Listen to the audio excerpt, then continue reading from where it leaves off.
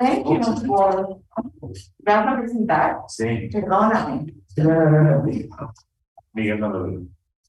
Oh, okay, everyone. Good morning to everyone.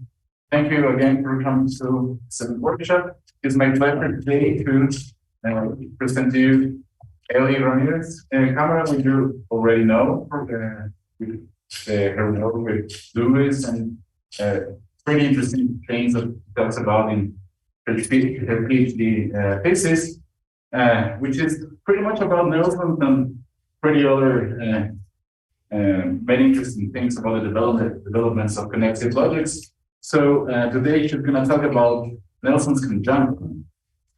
So this is going to be a really interesting talk, and let's all welcome Ellie for her talk. Thank you. Thank you, Greg.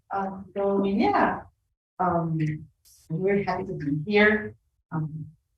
I think there's something to be said about the fact that I'm late to the very first talk which I was invited to give, right?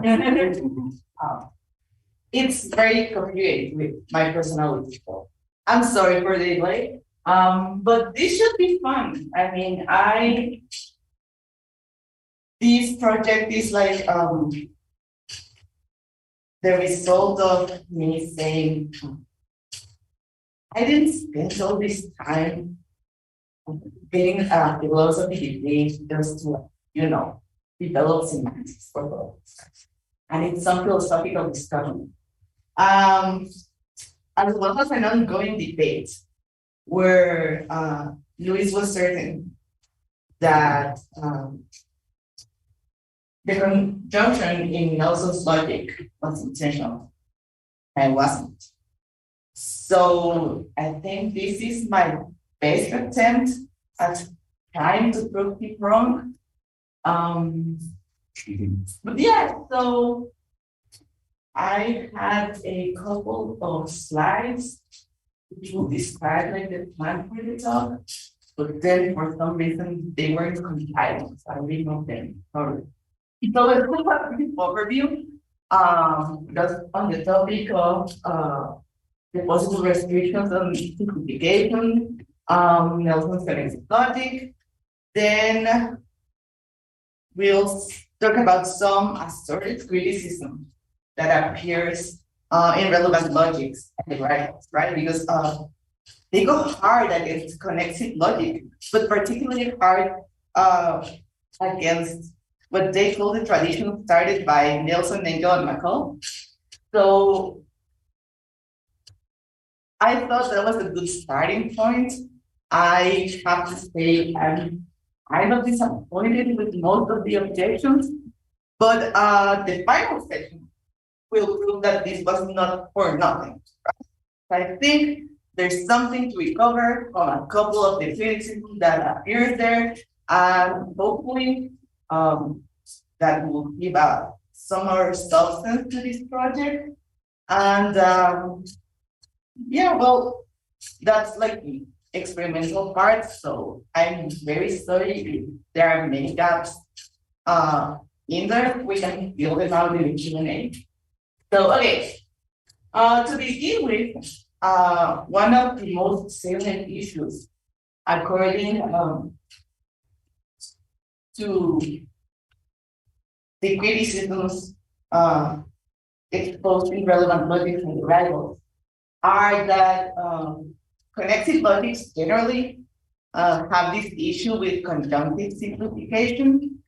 We limit ourselves to the helsinki, right? Not to rule forms. And according to them, this is a very counterintuitive and a very hard thing to do. And so we get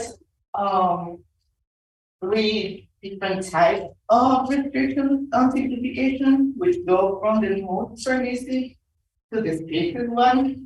And so the most straightforward way to restrict simplifications is simply to say that contradictions should not entail their contents. Right? All the issues stem from contradictions entailing the content, and that's something that we don't want in our theory. So we'll get rid of that, but leave everything else in there. a bit of a strengthening on that idea is to say that not only contradictions are not allowed to entail that they're conjunct, but there's a more general like criteria that we have to follow in determining whether a conjunct is relevant for the other market or not.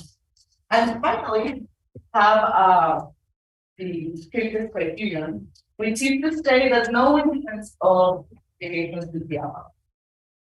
Right? So this includes, as we will see, schema, well, instances of the schema of conjunctive syllogism.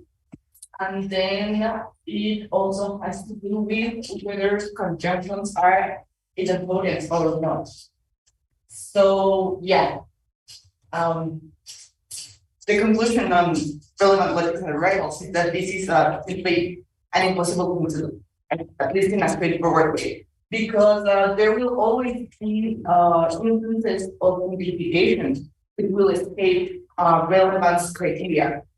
So we have that if you base your explanation on content, then it's very hard to justify that a contradiction will not entail its content, right? Because there's like the most evident content sharing happening there.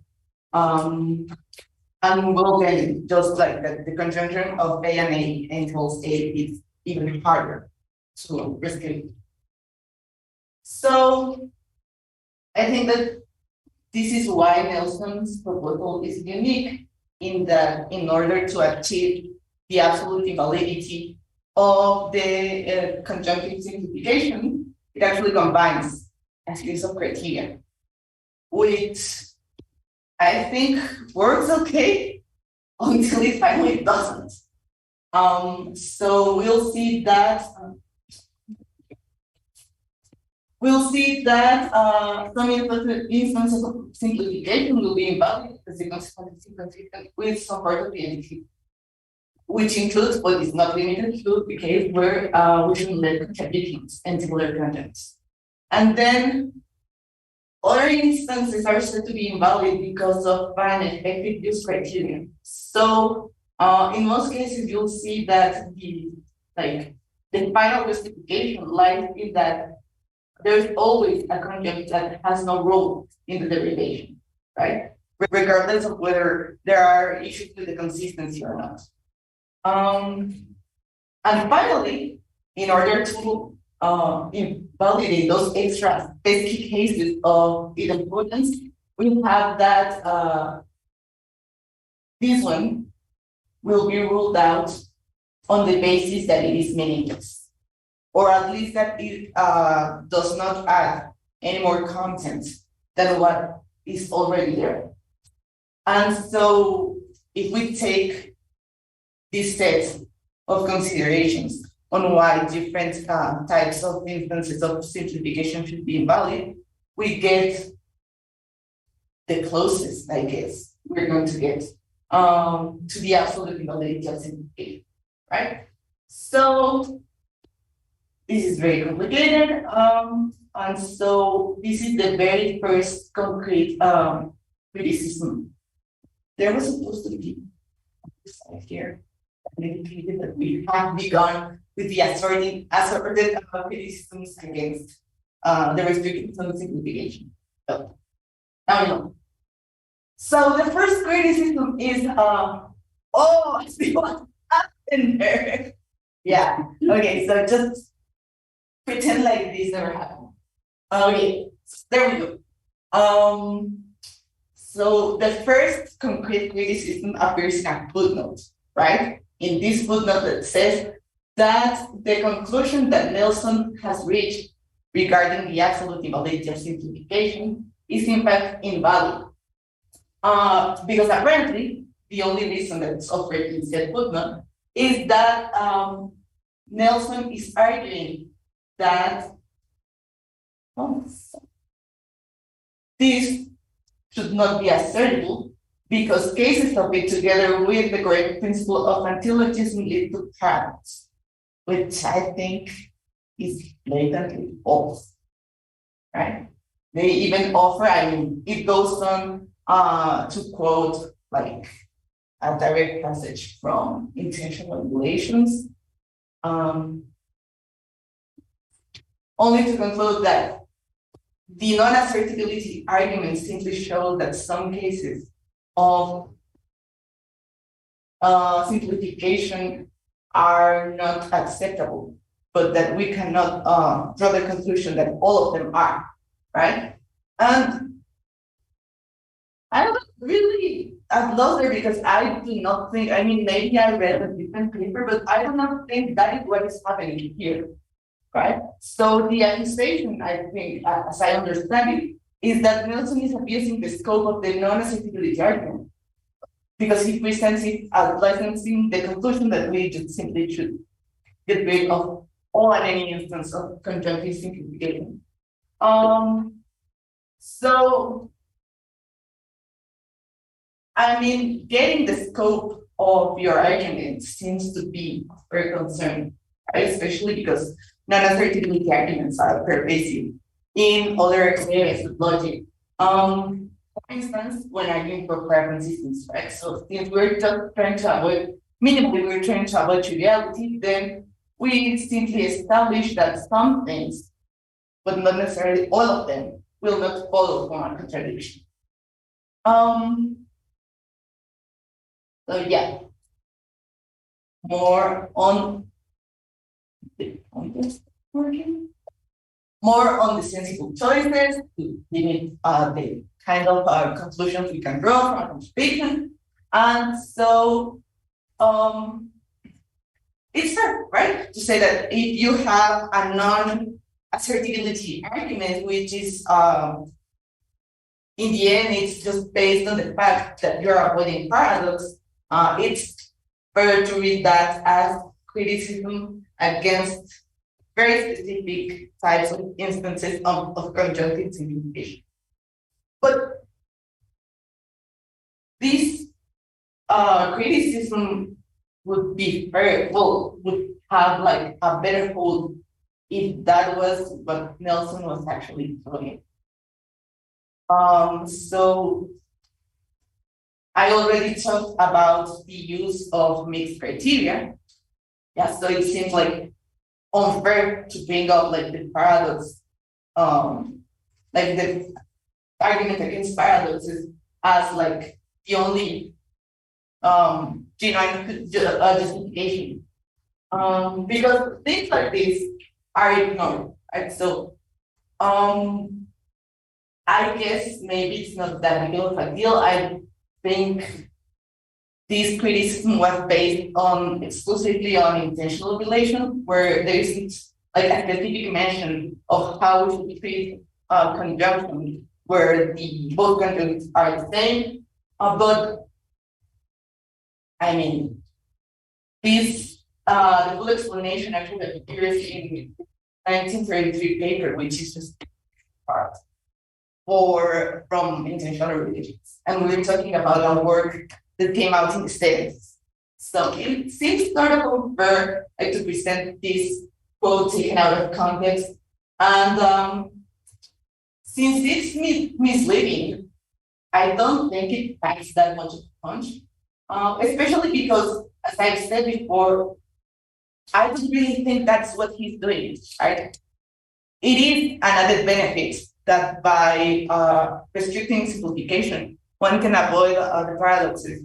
But by that point in the discussion, he has already presented and discussed the role of conjunctions and the notion of consistency at length. So, specifically, he has already told us that conjunctions will not be taken to simply mean that P is true and Q is true, but like a conjoining of the meaning or the contents of both conjunctions, whatever that means, right?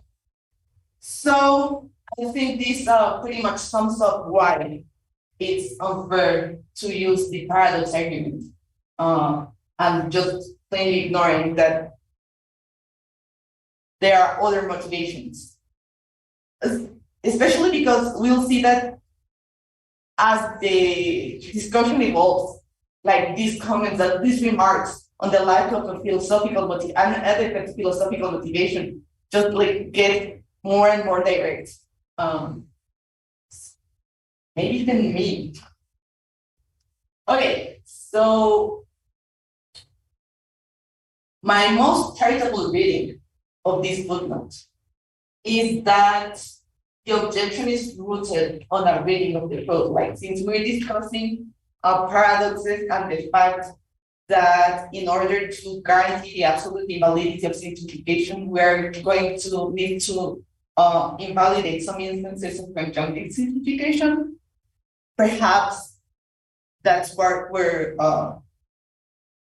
the objection lies. And perhaps it's a misreading where we're told that the paradox argument somehow is the justification of messing with other schemas, which are not properly conjunctive simplifications. So yeah, I was like really lazy about rewriting this in LaTeX, so I'm sorry for this, but yeah, this is like the full fragment. So they quote this piece, which says that in view that P and Q entails P is not assertable, we must restate the principle of syllogism in the word. But then I really don't get it. I mean, if you ask me, this is just stated as an added benefit. I've already my best interpretation is like Nelson is telling us, I've already given good enough philosophical motivation to restrict the entailment versions of these principles. Right? And it so turns out that they're involved in the paradoxes of implication, which means that if we find a way to restrict them, we'll get rid of the paradoxes as well. So I have a really hard time trying to come up with a coherent explanation of what is it that is so bad about talking about avoiding paradoxes and then just carrying on acting as if the rejection of simplification is already more motivated. Because if you ask me, well, it is, at least in the extent of the limits of philosophical logic in the 1930s. So, yeah, which is basically what I just said, right? I think my response sums up that Nelson has shown that there are reasons that are independent from the paradoxes and coherent with his full proposal. And with this, I mean from his PhD dissertation, perhaps until three logical principles in intention, to think that we should in fact reject those instances of syllogism that are problematic. And yeah, to sum up, I really know how to respond to that, right? So the best I could come up with was the following, and this will be something that will come up, I think, like the power of the notion that entailment is based on consistency does not reach its full potential, right? So intentional relations is a relatively short paper. I know that not many people have access to the PhD dissertation and that there's relatively few material. So take it as part of my contribution. I went back to my undergrad days and like just tried to do some very basic stuff deductions. So let's take the problematics. So there should be an R here and here. But we substitute them for this. So then we recall that this is our definition of entailment. P entails Q, just in case that it is not the case that P and the negation of Q are consistent. And we'll also recall that logical proofs such as Q entails Q are consistent with any contingent truth or falsity, as well as with any other logical proof. And so in a number of cases, this, the negation of the consequence, will be only inconsistent with parts of the antecedent, thus showing where the magic is happening, right? And then we'll have this bit can just stay there because it's basically consistent with anything you throw at it. And so it doesn't have to do anything but show up, which is not very intelligent. And so I think this only comes to show that the consistency criterion is actually very powerful, and that in many cases, effective use can be reasonably explained in terms of consistency. Like the inconsistency will show where the actual work is happening. So, yeah. The point here was to show that I don't think it is fair to say that Nelson has reached a conclusion about this. There are many reasons to think it's actually what I will agree. And then we have our next objection. So according to this criticism, I really like this, it's really me. So the pruning of premises that the rejection of simplification involves is way too devastating to be taken seriously. And this is sort of where the really strong phrasing happens, right? We will have like a total destruction of reasoning. Because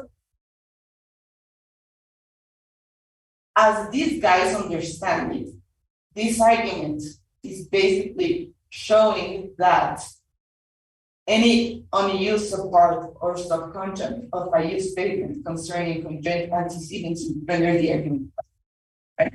So somehow they have taken it further and are asking us to look at some formulas and to say that the matters are way more complicated, but because then you would have to look at the structure of your content to remove like any relevant bits. So yeah, this besides sounding incredibly complicated, right? It has devastating consequences because we can never be sure, can never be certain that these kinds of requirements can be met. Then deductive reasoning would become unworkable. Okay? So I was concerned. I mean, I've been in this like for way too many years for someone to stop. This is really the end of work. Okay. So took things very seriously. And I set myself to find out exactly how will deductive reasoning be devastated. And so I started simply. And my conclusion is, I guess if I find like the motivation or the validity of this good enough, I shouldn't have any issue with longer conjunctions. I just there's more irrelevant material. Get rid of that as well. And then again, we have the fact that his account is perfectly compatible with the idea that there's no entailment relation here, but there's still a truth preservation relation, right? So we are still licensed to go from saying that everything in here is true to one of the elements in there is true. So I don't think I could ask for anything more.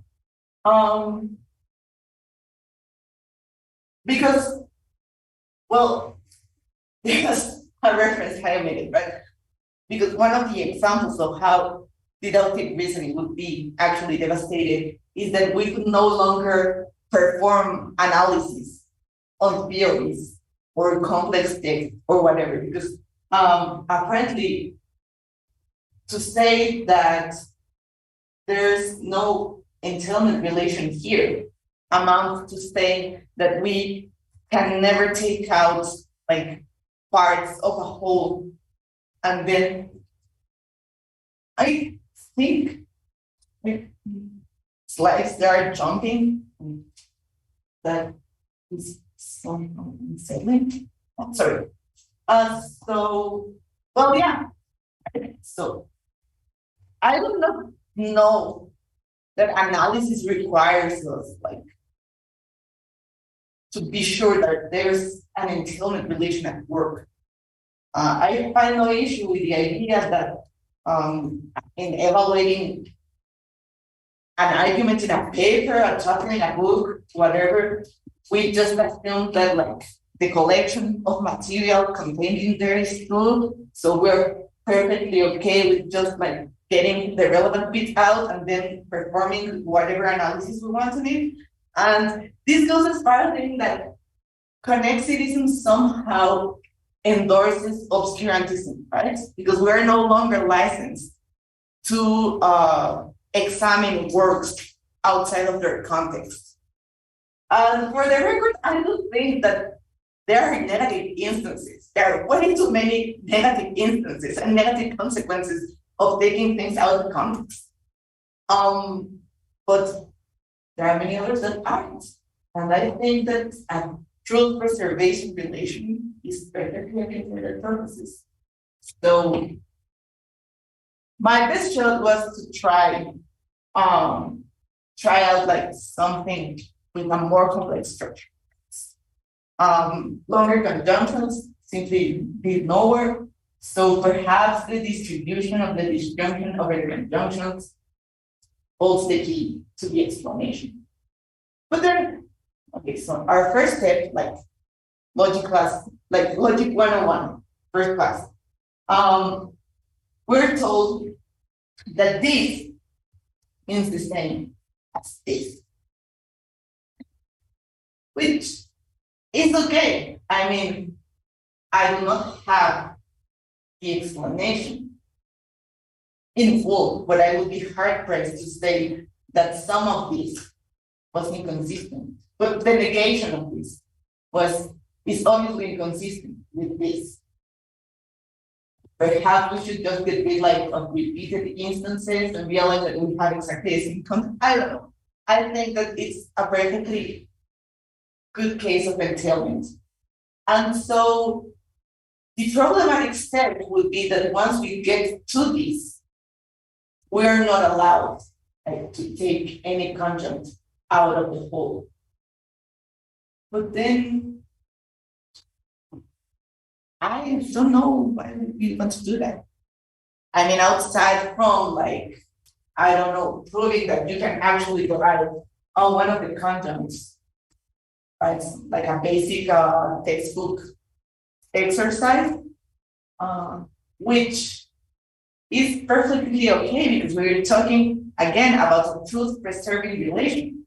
And we can go all the way from here to any of the conjuncts. Right? So I, like, when I was writing this slide, I was trying to find a ordinary language example. And the best I could come up with was these like choices of menus, right? When you get like coffee or tea and fruit or juice and your choice of main dish. But I actually realized that was the other one. Like you can see distribution conjunction over the disjunction, and it's even weirder because we actually interpret that we're all perfectly capable of interpreting that as an exclusive disjunction, right? As we can only pick one of the different options that come up. So I mean,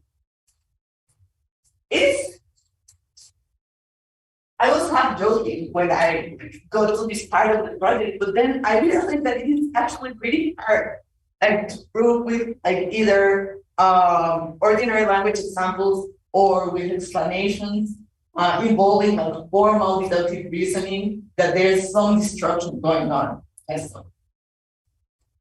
Not only that, but that if we take the idea of entailment as compatibility seriously, and then perhaps we're not working on the exact proofs, but we can see that at least at first sight, there's no issue there. Right? We are actually facing perfectly okay cases of intelligence. And so I'm sorry, I do not find that there's any devastation going on. And so I think this is the final of the video, but not that serious rejection, is that simplification is supposed to embody a more general phenomenon of premise augmentation. Right? So we know that once something holds, we can add anything else, and then that relation will not be broken. And apparently, on the other hand, because we are basing our discussion on this two-step derivation of the paradoxes of implication, right? So we only need one instance of implication and one of antilogism. And so this is the other side of the coin because it simplifies premise expression. I didn't quite get the full explanation. My guess is that it's because we always get a conjunct which does not change, but well, I'm taking their word for it. And so the goal of this, I think, final objection is to show that rejecting any instance, like any particular case of premise augmentation is independently objectionable, right? And this goes to show that premise suppression is actually the correct choice. So we're told that the suppression of logical truths and falsehoods is greatly at odds with the ordinary non-mathematical practice of deducibility. Again, this is why it was important for me to try to find a ordinary one, because we're talking about the ordinary and non-mathematical corrupt practice of deducibility. And so the rejection of simplification is seen as an attempt to maintain an objectionable feature. Again, I'm not sure I was able to find satisfactory explanation for this, right? Because by now I think we all are familiar with the idea that not all logical truths or falsities mean the exact same thing. And this is especially ironic because one of the purposes of Nelson in introducing this notion of consistency is to show that we're actually able to say we need to go beyond joint proof or necessary joint proof in order to say things such formalist things such as 2 plus 2 equals 5 is inconsistent with 2 plus 2 equals 6. And so again, I do struggle to find convincing cases from the ordinary practice of deducibility in which the rejection of suppression principles is essential. I mean, I think there's a widespread agreement that I sit and I don't sit is quite different from I like cake and I don't like cake. But I've never found myself trying to extract any substantial conclusion out of the fact that it might be the case that I like cake and I don't like cake. So yeah. And then again, just because the proposal is to reject conjunctive simplification in its action form as absolutely invalid does not mean that he's against each and every instance or against premise augmentation generally, right? We have a number of existing logics. I think this is most evident in his PhD dissertation, where the rule is actually spelled out in full and exemplified. But then this like explicit reference to the rule disappears in favor of just like some existing logic, such as if we're only concerned with the truth of the conjunction, then the truth of the conjunction remains. And it turned out that even if we have a conjunction elimination rule, that would be unsatisfactory as well for independent reasons. So by that point, I was ready to give up. I was like, well, there's just no pleasing these people. And so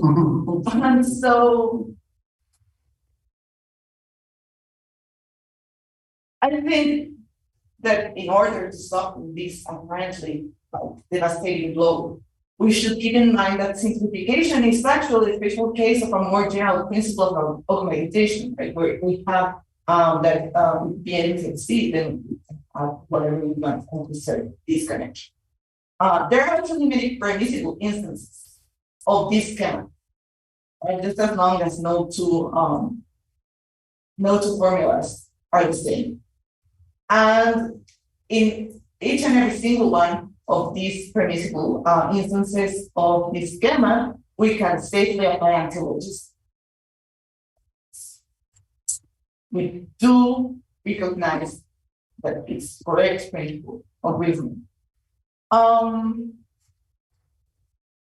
So there's also like a mirror image. I mean, I do not think that the superiority of suppression principles has been established, right?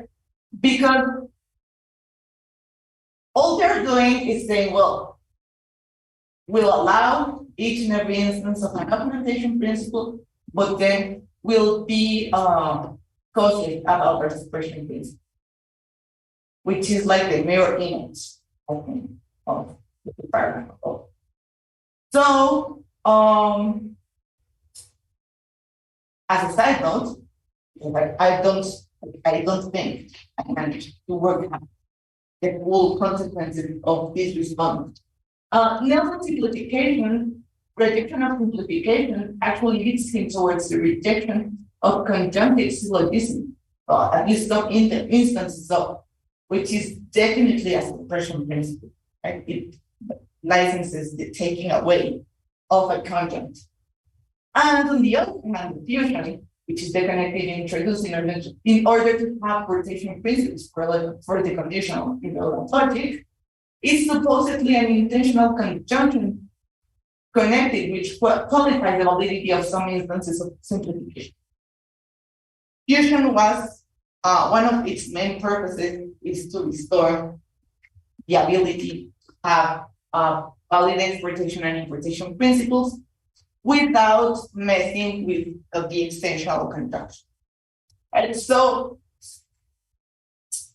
I guess the only takeaway here is that we'll have to make sacrifices, right? It's not true that by advocating against augmentation principle, you'll have to leave all suppression principles intact and the converse also holds. So I guess it's a tie. Unless, as I think the dialectic was going, you manage to show that ordinary reasoning is actually dependent on the sorts of principles you're defending. And so I don't think this works. Yeah, I think, did I do this again? I think this was supposed to be in the next section. Really so good. Okay, so we finally get serious business. I think even though they are really quickly mentioned, because it's just like a bombarding of all sorts of criticisms and objections, and nothing is really spelled out in detail, but you have to take their word for it that it works. So I think I finally got like to the good part. So the first objection, one that we have heard way too many times, is that connective logics are too weak. Because unlike relevant logics, they do not include simplification, which means that classical recapture will be impossible because of the loss of association. So yeah, there's some bragging about relevant logics and the recovery of strict and classical logics. And a remark on the fact that this currently depends on the presence of simplification. But classical recapture is really necessary, right? In this context. I mean, everyone is really clear about the nature of their projects. I think every single paper I read includes at least a reference that says something to the effect that the products are okay within the context of the system developed in Wikipedia Mathematica, right? We're not trying to do anything too sophisticated here. And I also think that the classical logicians, as we might be, we all agree, deep in our hearts, in the loneliness of our homes, that classical, I mean, not for we can agree that it's nice. We're all used to expressing that, right? So the fact that the fact that we agree that classical logic is made, it's cool, it's useful, it's nice to have, doesn't mean we need a relevant logic style recapture. Right? But these people are saying are, okay, we still have classical logic in the background, but then we have this extra connective, which does exactly what we wanted to do. So the other objection I will told you, like, after I said before, this is where I think the contribution really happened. So the other objection is that the usability as described by connective logics does not fit our current pictures of reducibility. Right? So we have the sufficiency model, which is like standard for relevant logics. We assume that joint truth preservation is necessary, not sufficient. Therefore, we need some additional criteria. There's deducibility as inclusion, there's deducibility as containment. And yeah, I would necessity as a separate property to the list for reasons that will be seen afterwards. So we're actually very fond of our sufficiency-based models, right? It sounds great. We keep truth preservation, we add some fairy dust on top, and then we get classical logic for the truth. And so, yeah, I actually understand that it might be a good idea to hold on to these models. Because at the very least, they are just like classical logic, right? They are nice to have. We've become used to them by now. And so it seems like shallow or ad hoc to want to lose them in favor of the notion of deducibility that results from a theory that rejects simplification in order to maintain one traditional accepted argument allegedly endorsed by Aristotle that apparently is actually like peripheral. Again, we have no idea where we're doing this. And so in general, we have again, this is what I meant when I said that it wouldn't stop and it would become like in more and more direct, right? So there's this remark that in case we had forgotten already, in addition to all the barrage of objections and criticism that can be thrown against connective logic, and especially the tradition I'm talking to, they lack a proper motivational basis. And so after that friendly reminder, we have the other, the final substantial criticism.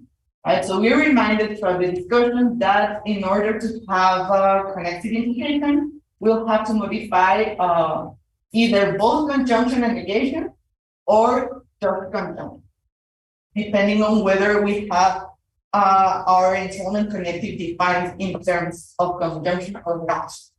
So in particular, the issue here is that conjunctions tend to be treated as equivalent relations in some contexts.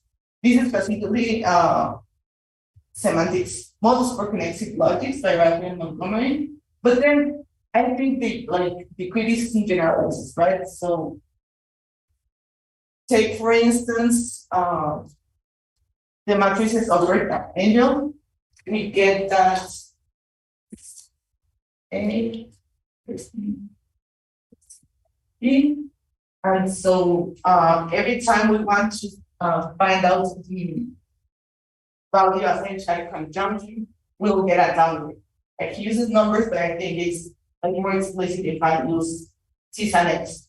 So if we get absolutely true conjuncts, then we'll get a downgrade to small t, to small t.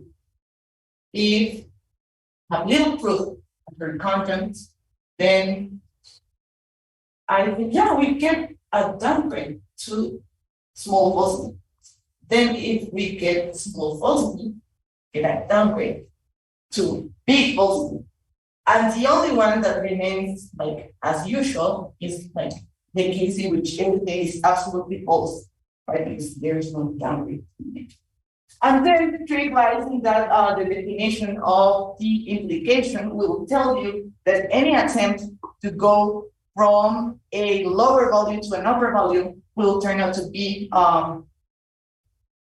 absolutely false. So weird things are happening, I agree. And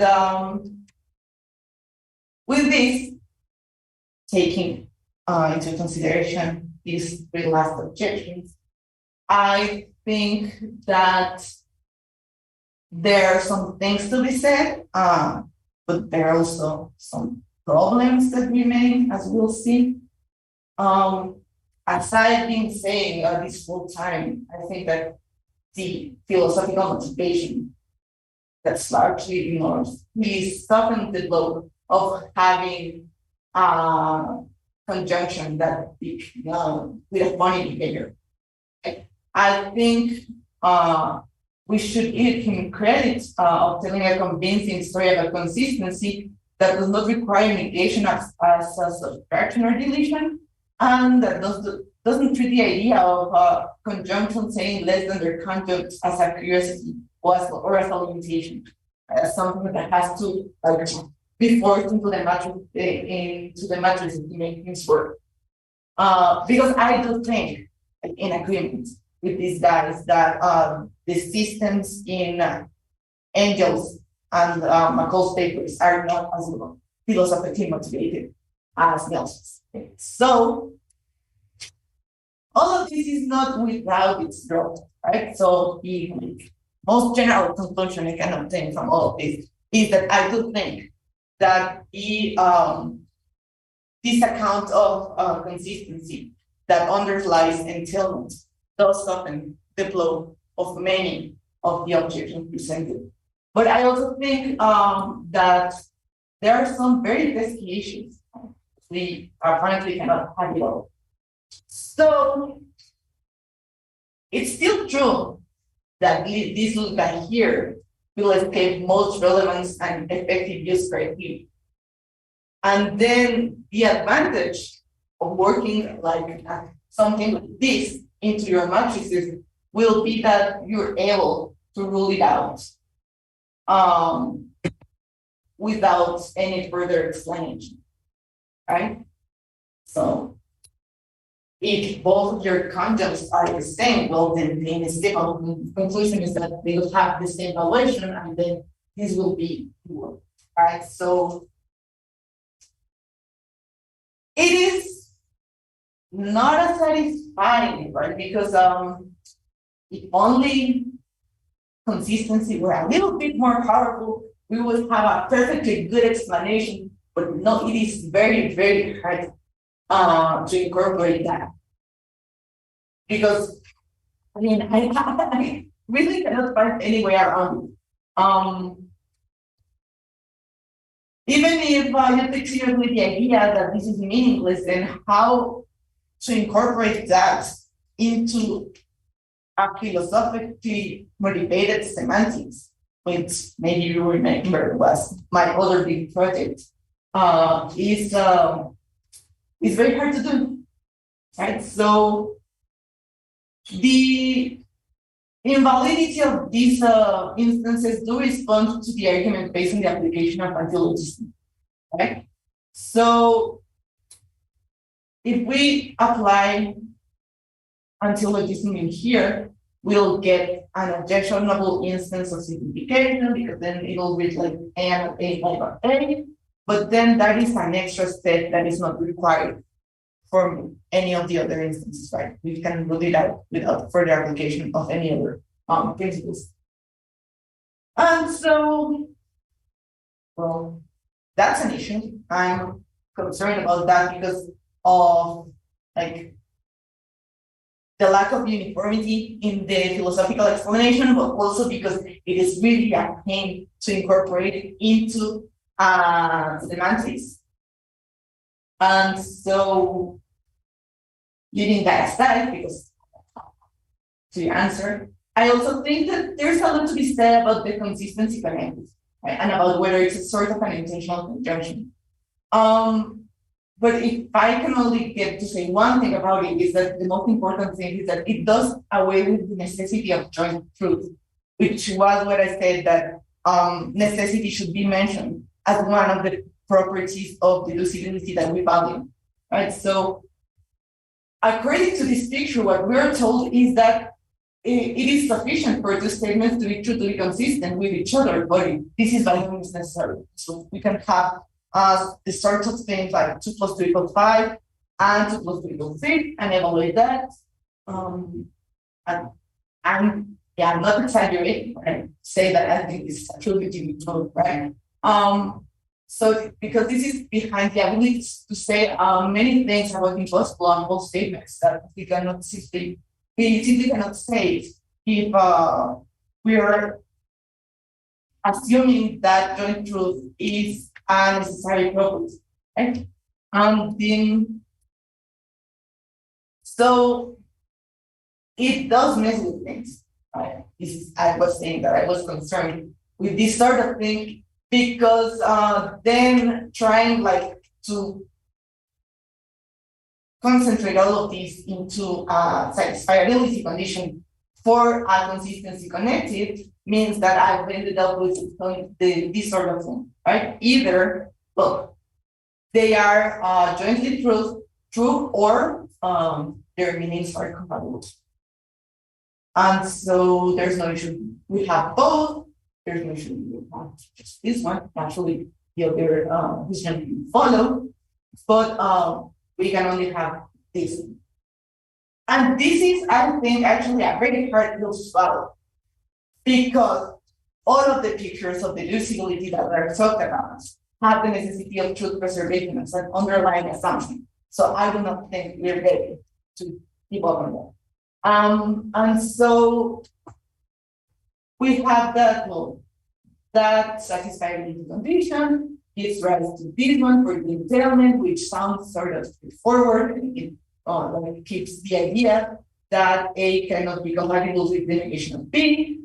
But then this means that this actually has a very peculiar interpretation, right? And since here we do need both truth preservation and consistency of meanings, we're actually going from a stronger connective to a weaker one. So this bit can be overlooked just as long as this bit holds. So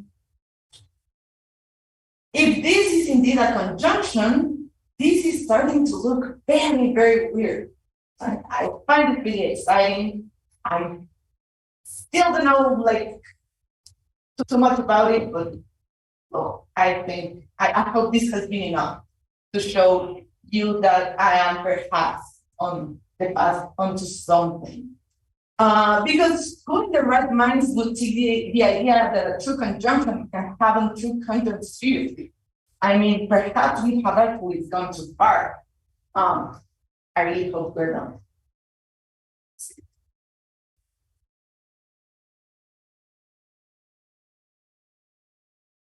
Hey, thank you very much for your talk, Eli. Yes.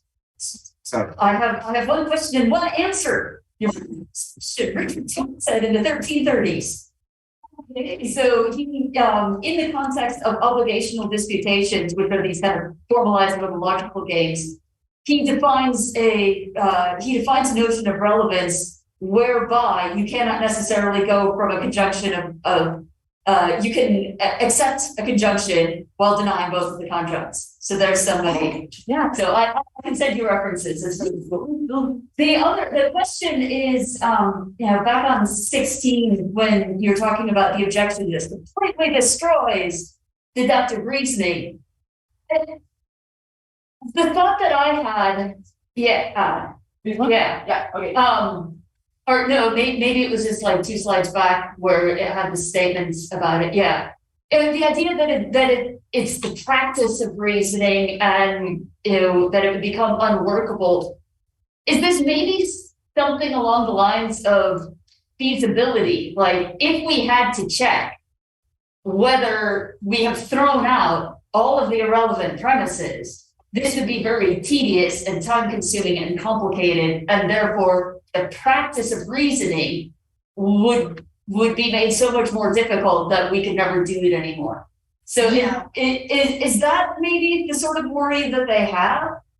That it's really a practical issue. I actually, I was unsure, like I've never given a test this long, right? So I was really scared about getting way too much material.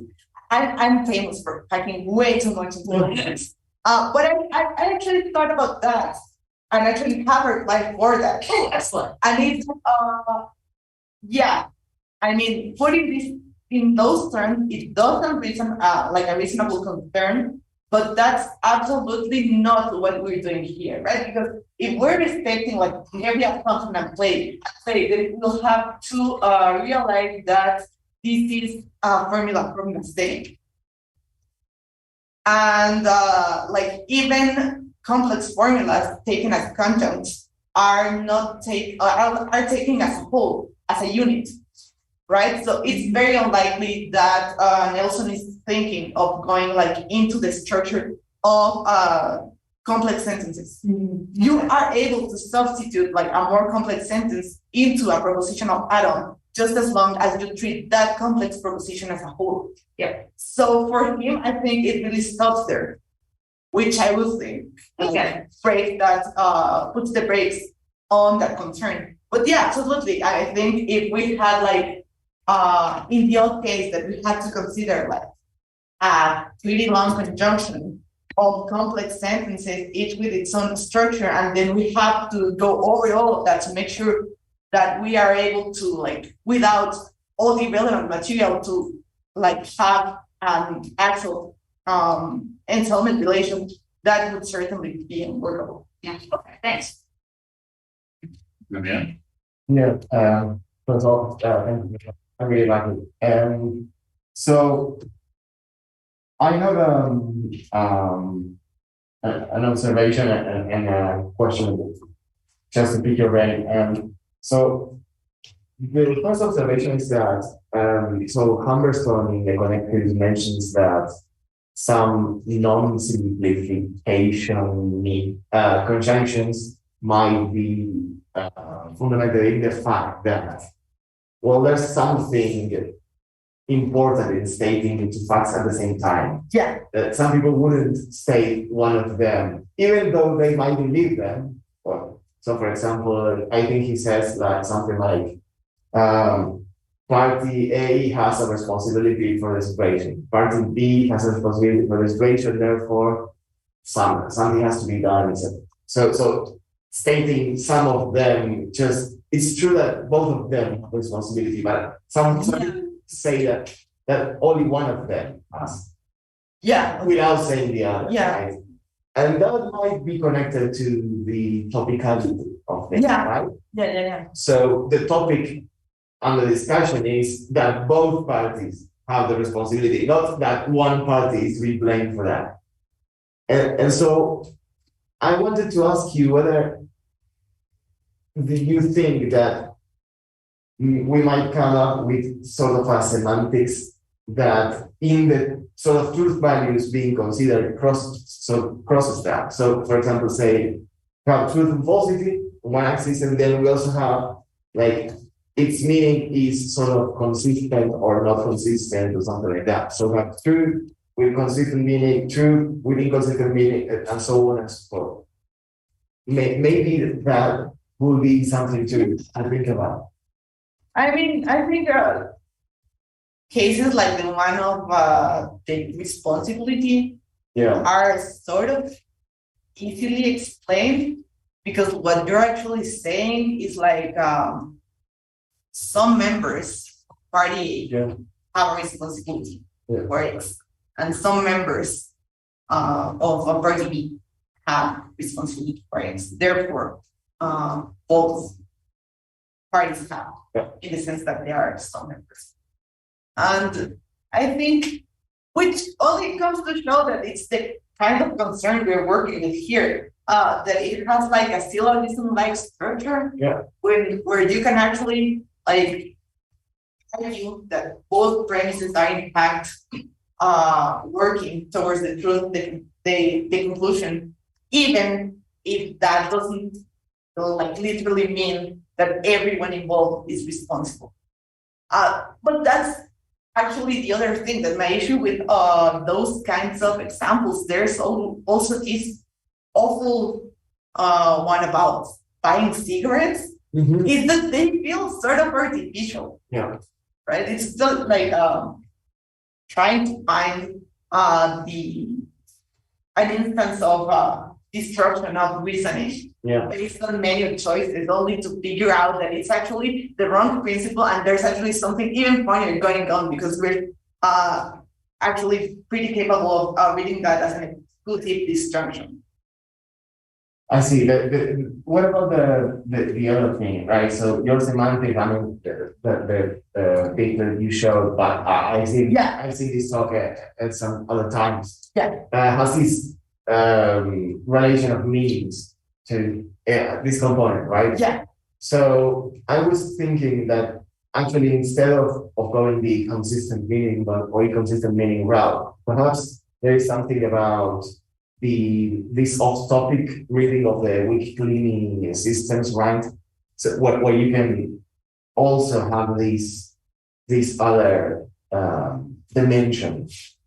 That's actually been really useful, because the last time it was okay.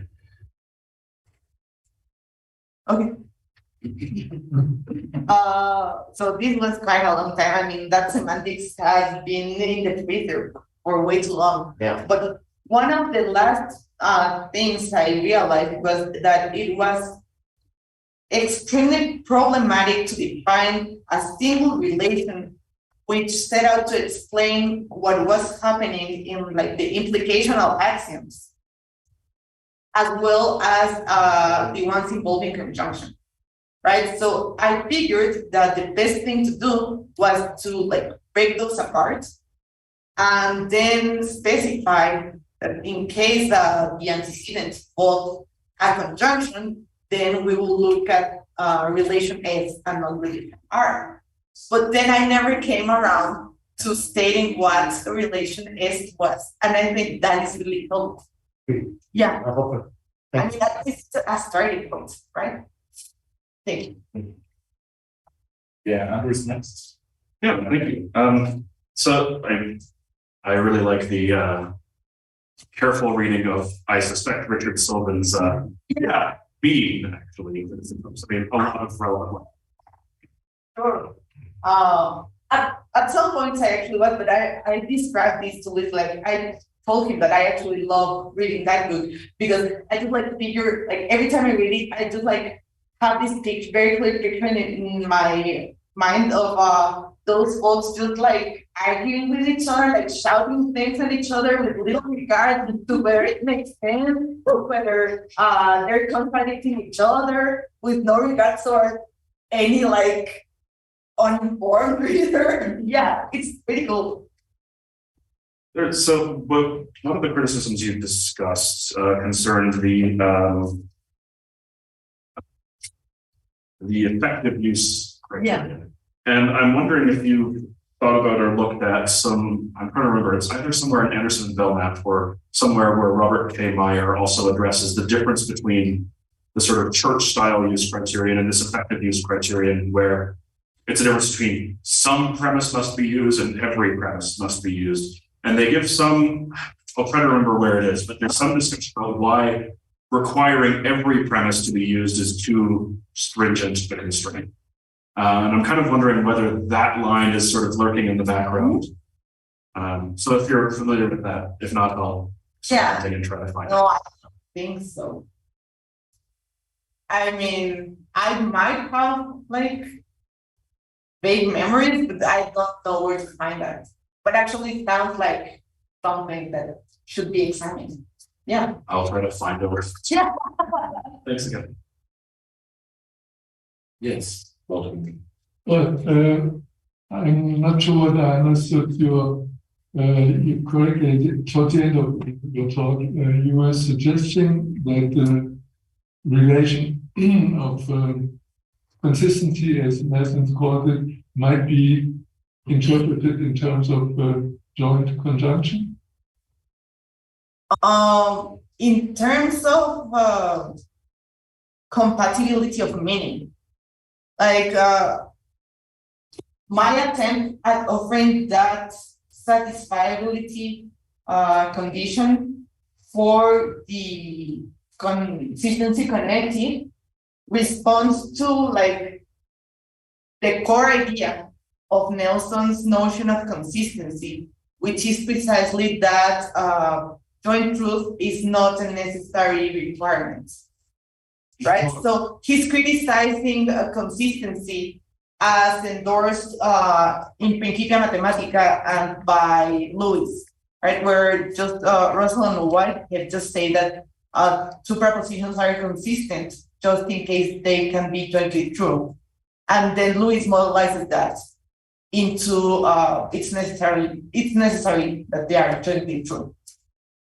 And so that means in the case, that's why in most interpretations of classical logic, we just like can put all contradictions into a same bag because they're actually never jointly true with anything else, right? And in the case of impossible propositions in Lewis model logic, something of that sort happens, right? So once we abandon like the necessity of joint truth, we're able to look not necessarily at whether there's a model where these two propositions can coexist, but at what are they saying? If there were to be a model in which they would appear together, whether that makes sense or not. And it's a pretty difficult idea to formalize, right? Precisely because most of our formalisms are based on the assumption that something like truth preservation or joint truth is necessary. It's like the first stepping stone into like more complex notions. Okay, so I misunderstood something. Another suggestion would be that in discussing Nelson's ideas, it will be helpful to introduce two kinds of symbols for conjunction and also two symbols for disjunction, because otherwise it's very disturbing. And after all, Nelson explicitly mentioned extensional disjunction versus what he calls intentional disjunction. And so the question is whether the two types of conjunction can be viewed in a similar way or not. And also, but this is the main problem of Nelson's fragment of logic. He doesn't discuss the relation between conjunction and disjunction, whether there's anything like the Morgan laws. So, for instance, you had one quotation from his 1930 paper where you inserted this usual symbol, conjunction symbol, which is not Nelson's symbol. He just says juxtaposition to formalize a conjunction, but then he discusses the aggregational view, which is usually associated with the symbol which we nowadays use. And therefore, it would be helpful to have another symbol for is relevant conjunction or joint disjunction. Yeah, I think I was me cheating because I've become used to thinking that there's really only one conjunction, right? Which is probably not the best practice. And then again, in the example, I should just have made it clear that I was talking about extensional disjunction. Because at least in the context of this talk, I am not talking about extensional disjunction. But yeah, that's a preference. So we have plenty much time to discuss. So anyone else with questions or comments? In that case, I mean, I'll take all your questions, but in that case, if there's time after the questions, I just came up with something this morning. And I don't know if it's just what the lack of caffeine or it's like something interesting. So just in case there's time and anyone's interested, we can go over my very risky story. It is. It's been the Q&A person. Andrew, yeah. Yes, so if I understood it correctly, so, you mainly criticize the criticism of knowledge belongs with the different environments. Yeah. And outside of this is that they should have read knowledge more carefully, maybe, and split up a bit more esoteric care. And the outside is when there's something else. But as far as I know, there's still no sound in read. There's still no sound in complete semantics for Nelson's maxims. I don't know, yeah. So do we then really have a good grasp of his system and what he really has in how we understand the actors in his system? So as we still are lacking this sound. I'll take that as a very well-deserved comment, because my current response is that you'll just have to trust me.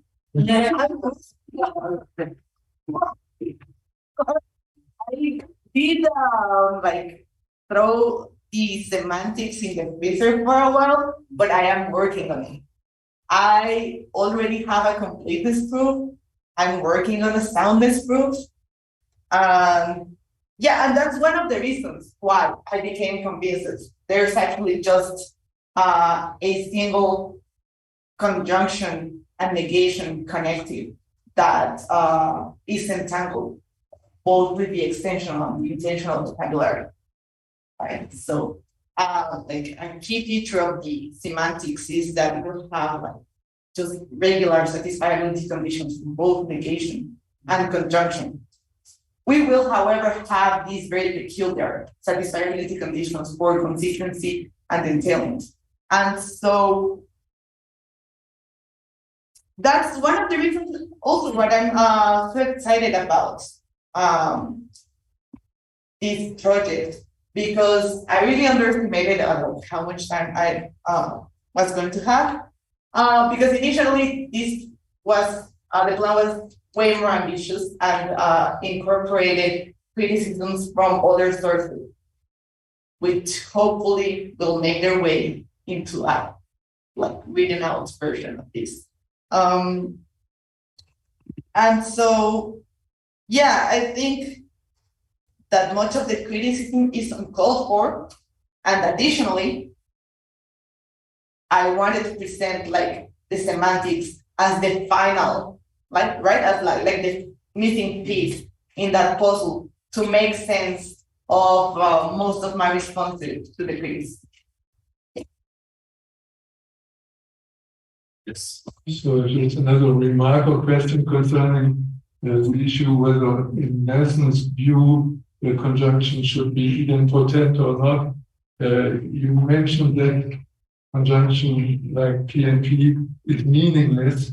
And on the other hand, you also say, I think in accordance with Nelson's own explanation, not in the 1930 paper, but in some later paper, that the meaning of this conjunction does not go beyond the meaning of P. Yeah. P has meaning, so P is meaningful. It's Yeah, so hard to digest meaningless versus meaningful. what he's getting to is that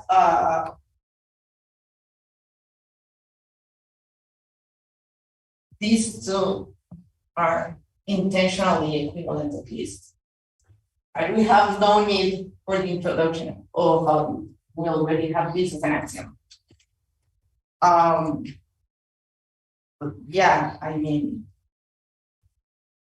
I would like if I were extremely picky about this, I would say that the connectives are perhaps part of the meaning of a proposition. So it is not that easy to rule this out, like as having no meaning beyond the meaning of P. What he's getting to is that the actual, like the whole construction is meaningless. In terms of saying nothing that isn't said by this one already. Which is why, like, a sensible, reasonable explanation that one could incorporate into relational semantics is very hard to find, right? I mean, at this point, my solution to that issue is just to add an additional clause, right? So the meaning of A and B will be related so long as this is not a conjunction where both conjunctions are the same, which sounds awful and sounds like I was just trying to get that out.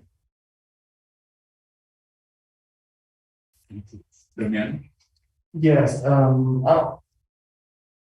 this just got me off my original question, but so what I wanted to ask was sort of about the title of the presentation, which is there's something about that. And I wanted to ask you, like, you're already approaching the point where you're going to write a bunch about these, right? And so my question was like, after all these investigation, what's your opinion now about this? Is there something to it, or the system in itself as a whole is like the way to go? Is there only like some part of it that you were convinced, and the other stuff you would prefer to, in your ideal system, you would let it out? Or are you really bought into the entire system? Okay, I think it was sold on the entire system since before this book. And I mean, I'm pretty glad we're getting deep and philosophical here, because if I am being completely honest, you're gonna love this. The title was actually a reference to There's Something About Mary, like the movie. So I like catchy titles, and I have to like give a title to this thing. But then if I had like to give it like some profound and serious and academic interpretation, since this is my first like big philosopher talk, I would say that I like the vagueness about not stating which conjunction I'm referring to, because initially I thought it was going to be about the conjunction, like joining together premises, but then the more interesting question is whether the consistency connective belongs to the family of conjunctions. Yeah. Because again, I did underestimate how much time I would have available. So another bit that got left out was that there's actually this discussion, right, on relevant logics and derivatives, where there's this thing, like they introduce the notions of interaction connectivism and intuitive connectivism, where one of the things you get is that one of the like most salient features of intuitive connectivism is that you have extensional vocabulary and as a consequence, like classical logic in the background, and then that will be like completely independent from the connective that's like doing all the connective work, right? And so this I'm pretty sure is Hilton, right? That he has this idea where there's actually more than one conjunction at play. There's regular conjunction, and then there's something like a connective.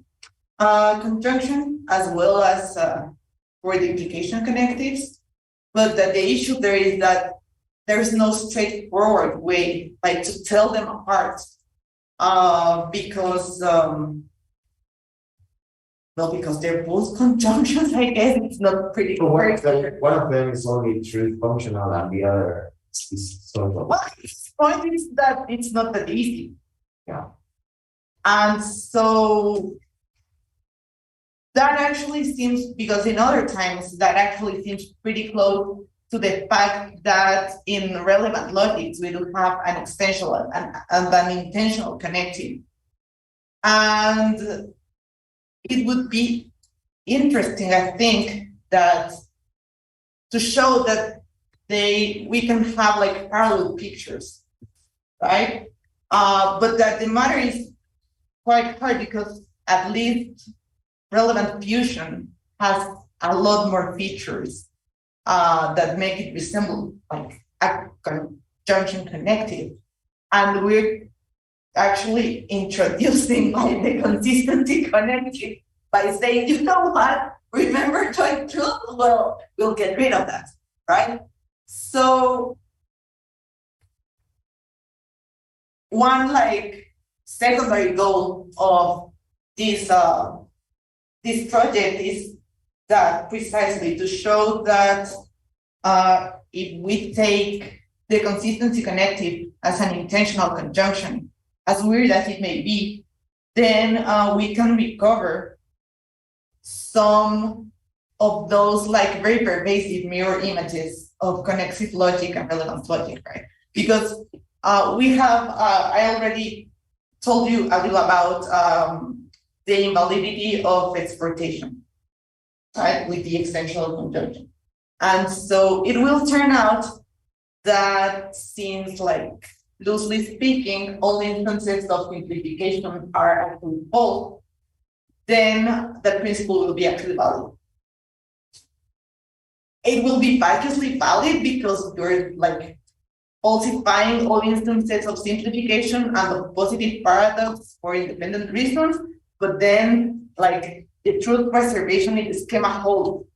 And conversely, and this has a little bit to do with my very recent discovery, was that at some point I gave another talk loosely based on this one, and the legal schema came up. And so I tried to say some things unsuccessfully, I think.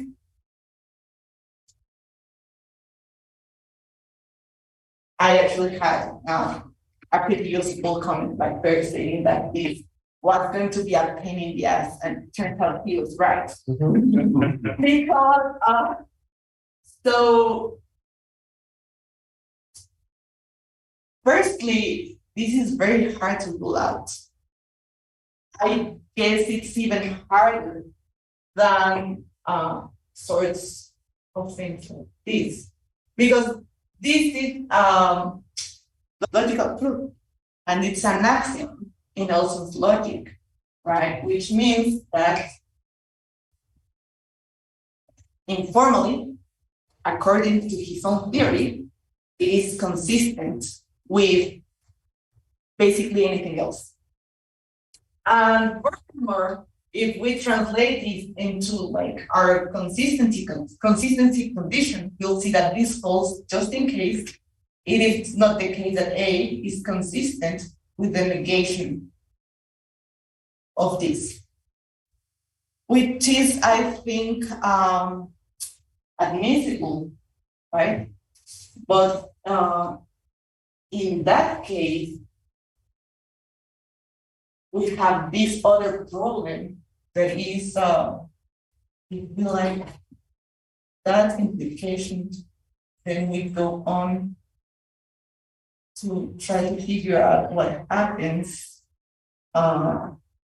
with cases. This one, we'll find that it is pretty straightforward, that there's no reason, like there's no evident reason to rule that out. And so the matter becomes even worse if you figure out that you can replace this one for any contingency to B without loss of distance. Perhaps I was like partially affected by the lack of caffeine because I am not able to fully recall my revelation. But my worry is that I was nearing possible, I don't know if a derivation or the admissibility of this form of the paradox of necessity, right? Because it is pretty straightforward that we can rule this one out as well as this one out. Because this is an extensional disjunction and this is an extensional disjunction. But then we can even argue that we can rule this one out. But it's not that easy when the main connective here is an connective, as it should be, because it's an axiom in the theory. So really, another thing that just when you answered more, I was sort of interested by is that I don't fully understand what exactly the relata of the consistency relation between meanings are. I mean, whether there are like topics or meanings that have more aspects besides aboutness or something like that. But be that as it may, I mean, one interesting bit is that since the conjunction itself is not only two functional, but it might also be the case that you might assert it because meanings are compatible. Yeah. It doesn't seem that the conjunction, that this conjunction respects the sort of behavior regarding meanings. Yeah.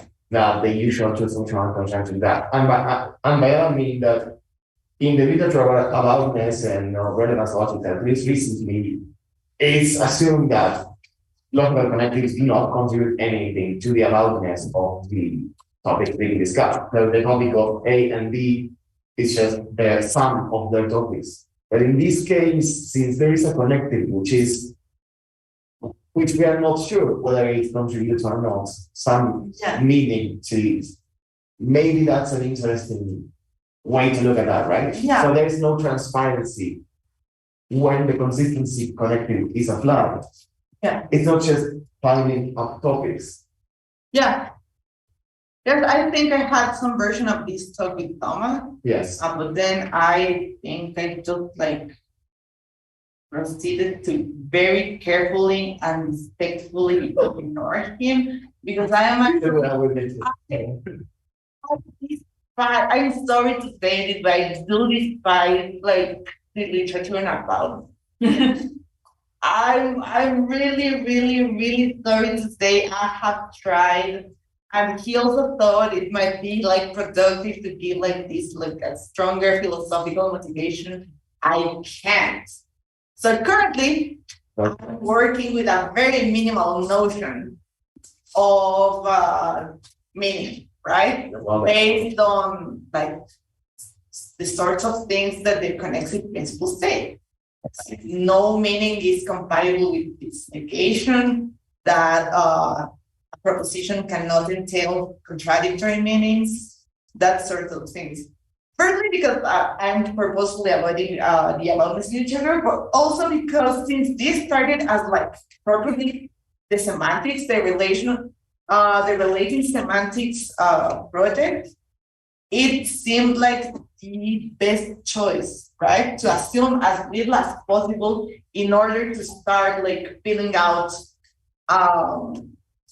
the semantic clause for the satisfiability conversion. But yeah, I mean, I might as well. Perhaps I will stumble across some like very gentle introduction to aboutness, and then you'll see what goes from it. But yeah, actually my concern initially, independently of the paradox, was about quotation principles, right? Because if something like this turned out to be true, and then simplification turned out to be false, then we'll have the validity in the opposite direction, right? So relevant logic invalidates expectation, and connexive logic validates implication. But I do not have any formal backup for this. Okay, well, thank you. We have to finish that here. Everyone, thank Ellie.